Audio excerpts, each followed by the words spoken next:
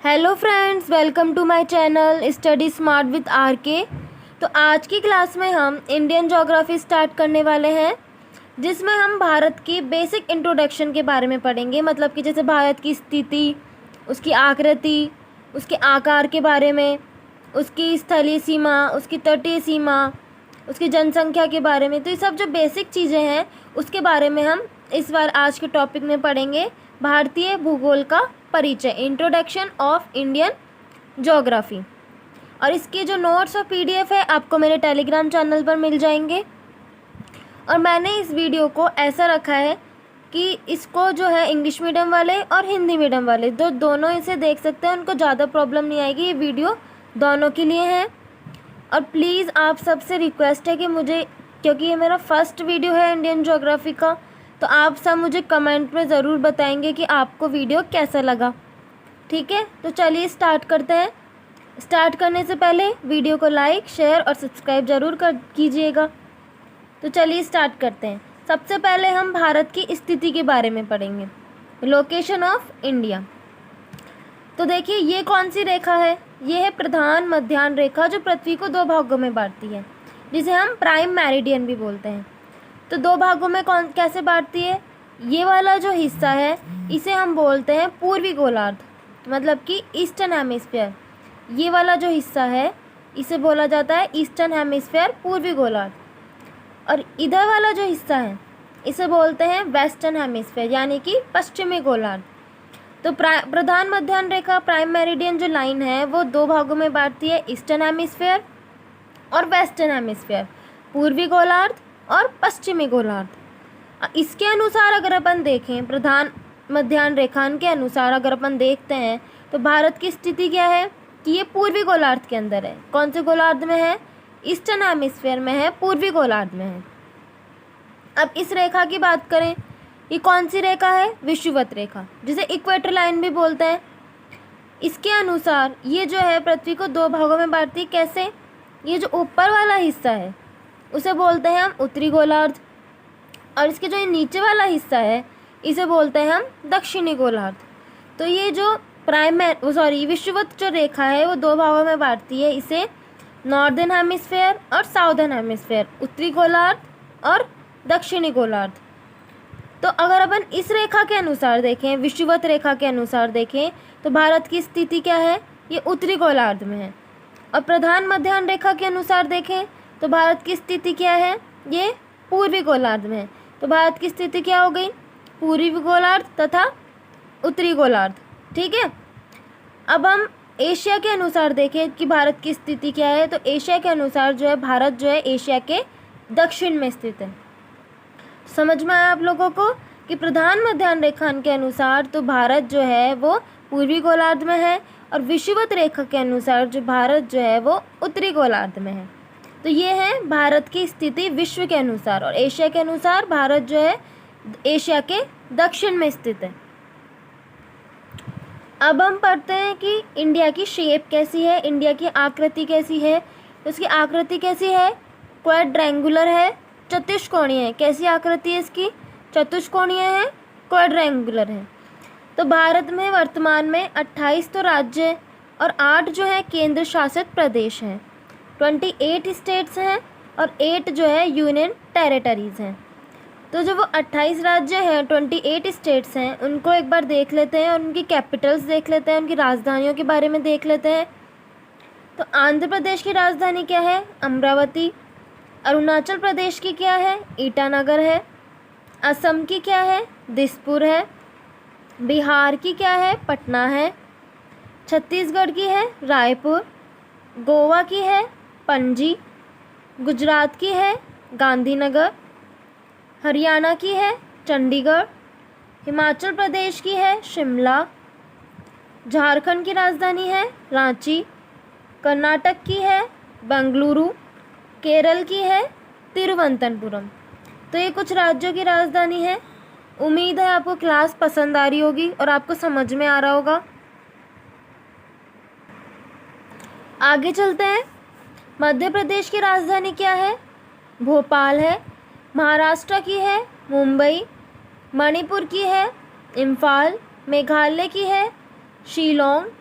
मिजोरम की है आइजोल, नागालैंड की कोहिमा, उड़ीसा की भुवनेश्वर, पंजाब की है चंडीगढ़, राजस्थान की है जयपुर, सिक्किम की है गंगटोक, तमिलनाडु की चेन्नई है, तेलंगाना की है हैदराबाद, त्रिपुरा की है अगरतला, उत्तर प्रदेश की है लखनऊ, उत्तराखंड की है शीतकालीन राजधानी की बात करें तो उत्तराखंड की शीतकालीन राजधानी है देहरादून और ग्रीष्मकालीन राजधानी है गैरसैंण। पश्चिम बंगाल की राजधानी है कोलकाता। तो ये 28 राज्य हैं, ये उनकी राजधानियाँ थी। अब ये जो है 8 केंद्र शासित प्रदेश है और ये उनकी राजधानियाँ हैं। पहले अंडमान निकोबार द्वीप की क्या है, पोर्ट ब्लेयर है। चंडीगढ़ की चंडीगढ़ ही है। दादर और नागर हवेली की क्या है, दमन है। दिल्ली की न्यू दिल्ली है। लक्षद्वीप की है कवरत्ती। पुडुचेरी की है पांडिचेरी। जम्मू कश्मीर की ग्रीष्मकालीन राजधानी की बात करें तो है श्रीनगर और शीतकालीन राजधानी की बात करें तो है जम्मू। और लद्दाख की क्या है, लेह। तो ये तो 28 राज्यों की राजधानी थी और ये है 8 जो केंद्र शासित प्रदेश हैं उनकी राजधानी है।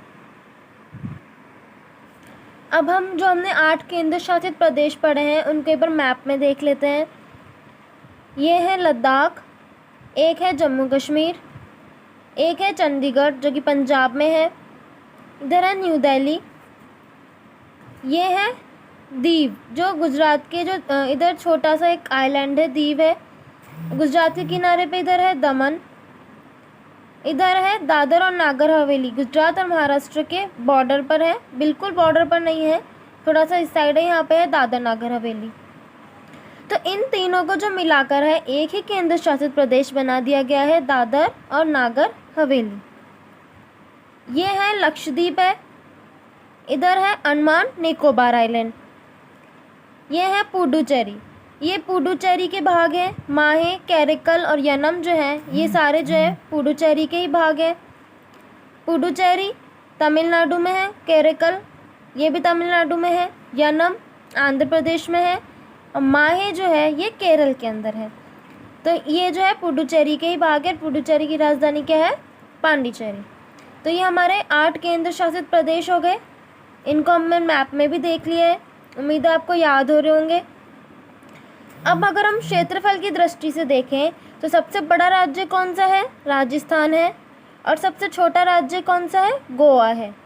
और केंद्र शासित प्रदेश की बात करें तो सबसे बड़ी यूटी कौन सी है, सबसे बड़ी यूनियन टेरिटरी है लद्दाख है और सबसे छोटी कौन सी है, लक्षद्वीप है।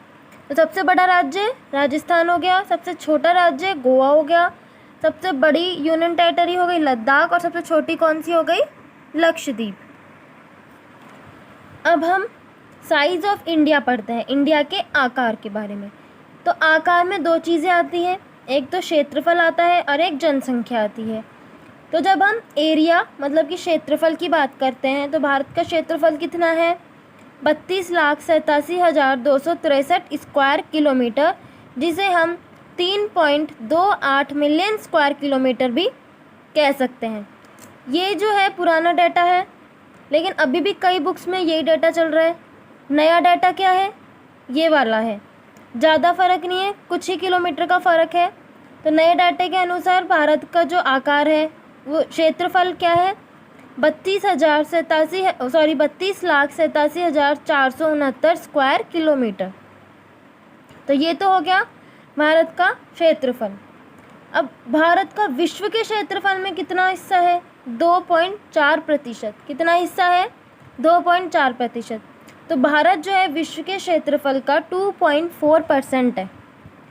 अगर हम भारत को क्षेत्रफल की दृष्टि से देखें तो ये 7वें स्थान पर आता है। कौन से स्थान पर आता है, 7वें स्थान पर आता है। पहले स्थान पर कौन सा है, रशिया है, दूसरे पे है कनाडा, तीसरे पर है चाइना, चौथे पर है यूनाइटेड स्टेट्स, 5वें पर है ब्राज़ील, 6ठे पर है ऑस्ट्रेलिया और 7वें पर आता है हमारा भारत। तो ये था पूरा इंडिया के क्षेत्रफल के बारे में। अब हम जनसंख्या के बारे में देखते हैं। अभी जो सेंसस 2011 है वही चल रहा है, उसके अनुसार जो है भारत की जनसंख्या 121 करोड़ है। विश्व की जनसंख्या का 17.5% कितना है, 17.5% जो है विश्व की जनसंख्या का है भारत में हिस्सा। पहले स्थान पर कौन है, चाइना है, और दूसरे स्थान पर कौन है, भारत है। ये जो डेटा है वो सेंसस 2011 के अनुसार है, ठीक है, सेंसस 2011 के अनुसार का ये डाटा है। अब हम भारत के विस्तार के बारे में पढ़ेंगे कि भारत जो एक्सटेंशन ऑफ इंडिया, भारत जो है वो कहाँ से कहाँ तक, भारत जो है वो कहाँ से कहाँ तक फैला हुआ है, इसके बारे में हम पढ़ेंगे। तो देखिए, जब हम भारत के विस्तार की बात करते हैं तो सबसे पहले उत्तर से दक्षिण के और जो इसका विस्तार कितना है वो देखते हैं। तो ये जो है इसे बोलते हैं हम अक्षांशीय लाइन, मतलब अक्षांशीय विस्तार बोलते हैं इसको हम। जो उत्तर से दक्षिण जो विस्तार हो रहा है ऐसे, इसको बोलते हैं हम अक्षांशीय विस्तार। और इधर से मतलब कि पूर्व से पश्चिम में जो विस्तार है इसको हम बोलते हैं देशांतरीय विस्तार, ठीक है। उत्तर से दक्षिण अक्षांशीय विस्तार है, मतलब कि यहाँ से लेकर यहाँ तक कौन सा हो गया, अक्षांशीय विस्तार हो गया। और पूर्व से पश्चिम कौन सा हो गया, देशांतरीय विस्तार हो गया।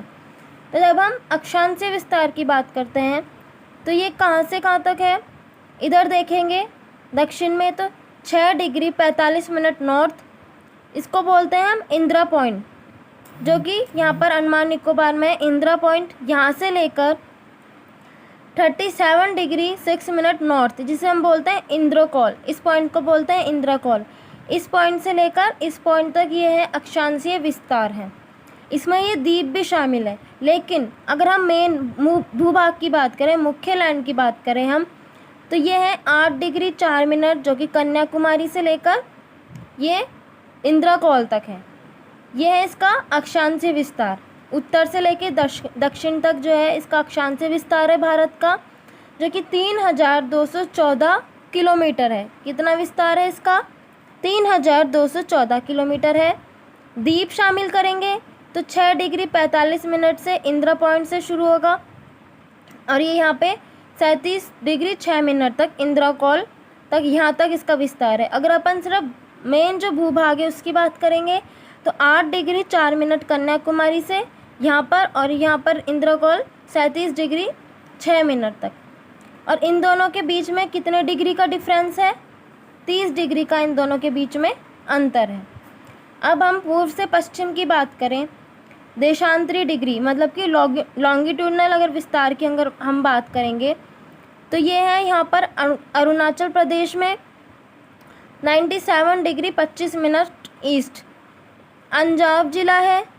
और गांव कौन सा है, कीबुतु गांव है जी, अरुणाचल प्रदेश के अंदर।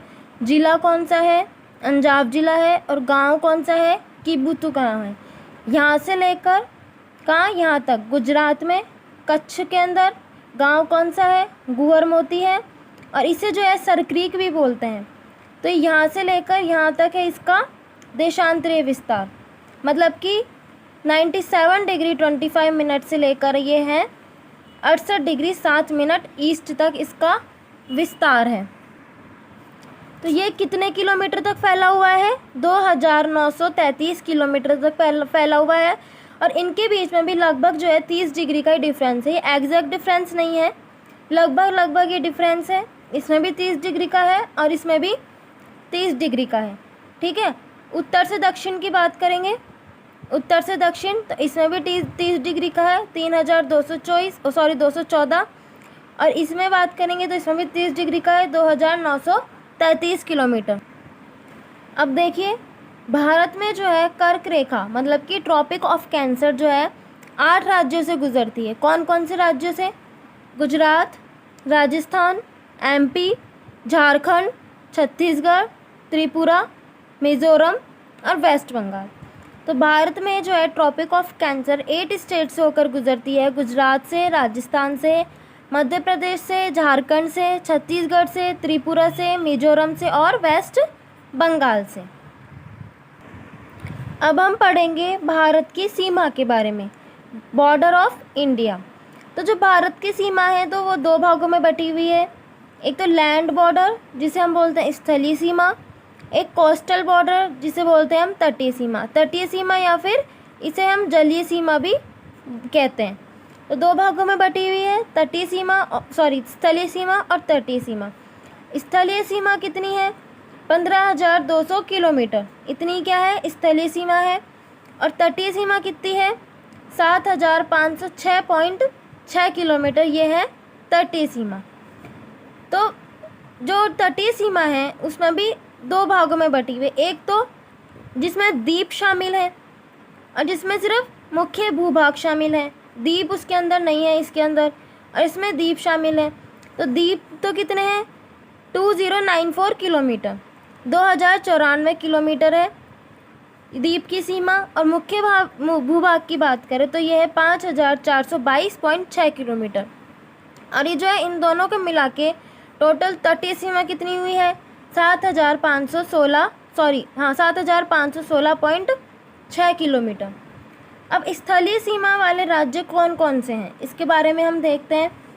तो स्थलीय सीमा वाले राज्य हैं लद्दाख है, जम्मू कश्मीर है, पंजाब है, राजस्थान, गुजरात, हिमाचल प्रदेश, उत्तर प्रदेश, बिहार, मेघालय, त्रिपुरा, उत्तराखंड, सिक्किम, अरुणाचल प्रदेश, असम, नागालैंड, मणिपुर, मिज़ोरम और वेस्ट बंगाल। ये टोटल 18 राज्य हैं जो कि स्थलीय सीमा वाले राज्य हैं भारत के, जो कि स्थलीय सीमा बनाते हैं। कितनी बनाते हैं? 15,200 किलोमीटर। और बाकी जो बचे हुए राज्य हैं वो तटीय सीमा बनाते हैं, जलीय सीमा बनाते हैं, जिसमें से द्वीपीय भाग कितना है? 2,094 किलोमीटर है।